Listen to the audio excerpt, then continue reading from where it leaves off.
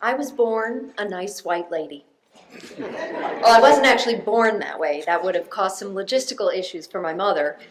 But I was clearly destined for the life of a nice white lady. I grew up in a rural town in southern Maryland, one of 4 children. While we lived a lower middle-class life, we had a nice house, a swimming pool in the backyard, and an old motorhome in the driveway. Despite numerous financial setbacks in my family life, I did well in school and managed enough financial aid to head to a prestigious private university in Cleveland, Ohio. To make a long story short, I did well in school, had a few successful jobs that turned into careers, and met my husband along the way. We spent a few years enjoying our dual income, no kids life while living our dream in the suburbs of Raleigh, North Carolina. We eventually filled our lives with a few dogs, a few cats, and our son, Evan. Life moved on exactly as it was supposed to. 2 years ago, we had the opportunity to move back to Maryland, my home state. I thought the timing was perfect. My husband's career was taking off. Evan was getting ready to start kindergarten, and I'd be closer to my family. We got a steal on our lovely suburban home and settled nicely into the community. I joined a local book club, started volunteering at the school, and even got a brand new Toyota Camry hybrid.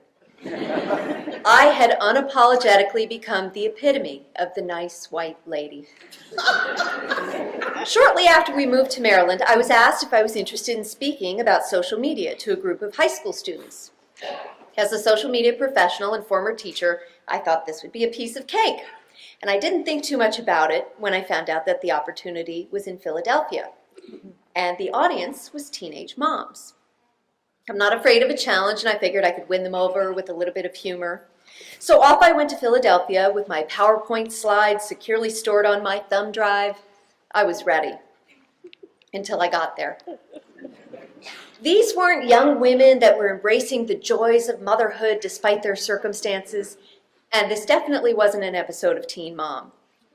These were inner city girls that were still worried about whether or not their boyfriend would text them back.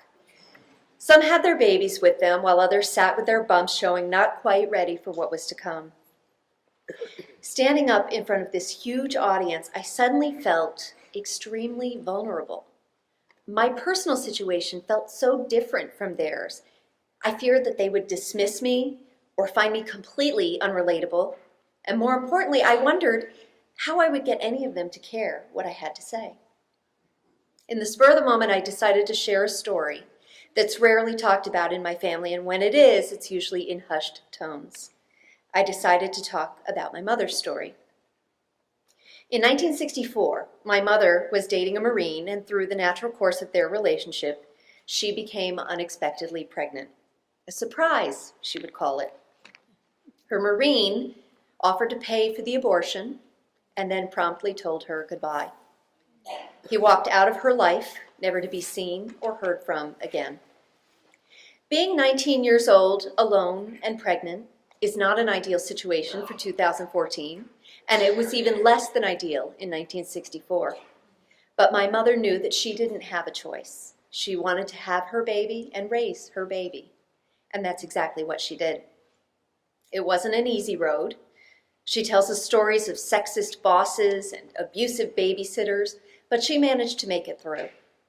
She eventually married my father and had 3 more children, but that didn't necessarily make the road any easier.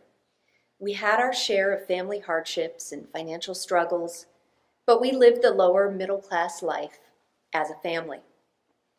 My mother kept these early years a secret from all of the kids in the family. As far as we all knew, my parents got married, had 4 children, and that was the end of that. Until one day, I went snooping. My mother's nightstand was always full of the most interesting things, and we were forbidden to go in there, which is probably what made it all the more intriguing. Never one to pass up a good opportunity to sleuth, I went through her nightstand drawer one day, not really looking for anything in particular, but looking with intensity. I hit the jackpot. I found my mother's marriage certificate. My parents had not been married in 1964, as we had been told all of our lives. They were married several years later, after my brother was born. If ever there was a can of worms, I had opened it.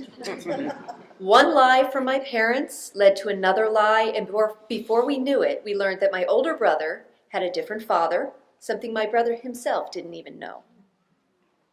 It was extremely difficult, and I'm sure at times painful for my mother to reveal the truth, or what some might call the mistakes of her youth. She had modified her history because she wanted us all to grow up feeling safe, secure, loved, and equal. To her credit, that's exactly what she achieved. My older brother is and always will be my brother. We don't use terms like half-brother or half-sister. We're simply family. A crazy mixed-up family, but a family nonetheless. I didn't give all of the details to the crowd of young girls sitting in a hotel conference room in Philadelphia.